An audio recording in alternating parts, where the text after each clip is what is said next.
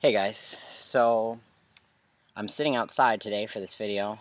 My camera and computer have been on the fritz and I don't really know what to do about it, so I'm just hoping that this works. And I'm also hoping that um, none of my neighbors can really see me right now because I don't think any of them know that I'm trans, so if they see me sitting outside shirtless, I think they're going to be a little confused.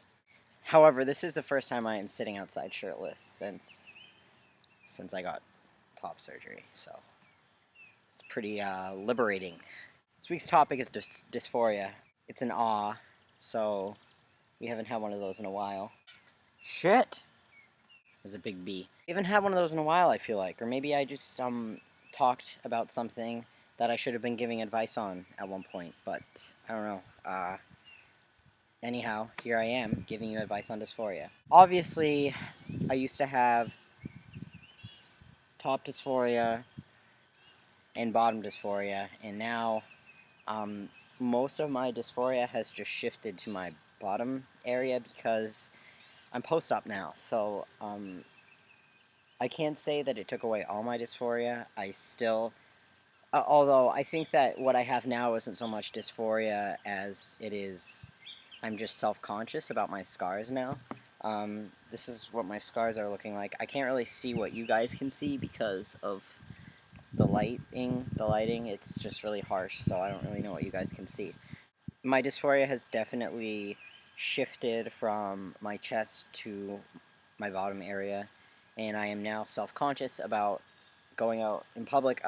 Fuck, go away. Going out in public with, my shirt off and everything. It's important to think that dysphoria isn't permanent, in the short term and in the long term. Dysphoria can happen for many reasons. You can already be in a bad mood, or you can already be depressed or whatever, and then dysphoria can happen, and it can seem worse than maybe if you're out having fun with friends or you're in a better mood or something like that. So there are different circumstances where dysphoria can, I think, seem worse or just be exacerbated. But I think that it really is important to remember that dysphoria isn't permanent. At some point in the day, you will feel better about yourself, even if you're having bad dysphoria. It's also important to remember that no matter how far along you are in your transition, it's important to reflect on the progress that you have made. Yeah, maybe you haven't had top surgery. Maybe you haven't had bottom surgery. Or maybe you don't plan on having any of those surgeries. But there's something in some way that you can reflect on that is positive about your transition. Maybe you've come out to your friends. Maybe you've come out to your family. Maybe you've come out at work. Maybe you've gone on tea. It's just important to reflect on the small things rather than looking at the bigger picture and just feeling discouraged. I have a problem with that. I have trouble doing that, looking at how far I've come versus just the bigger picture of, oh yeah, well, maybe I'm on T and maybe I've had surgery, but X, Y, and Z. But I think that really is the best way to combat dysphoria. Is, wow, this lawnmower is not doing good things for the sound quality on my video. But I just think that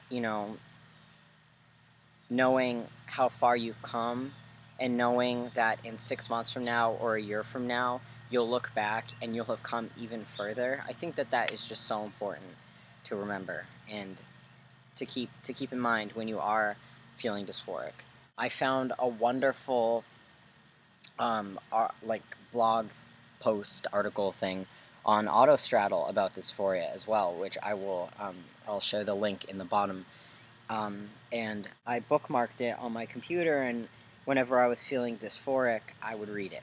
It really helped me, and it's something that might help you guys. Another thing is surrounding yourself with people who love you, and people who love you unconditionally, and people who love you no matter what. I know that, before I got top surgery, surrounding myself with people who love me no matter what, and no matter what I looked like, and no matter if I was binding, and people who said, hey, who cares if you're binding? Like, let's go do this.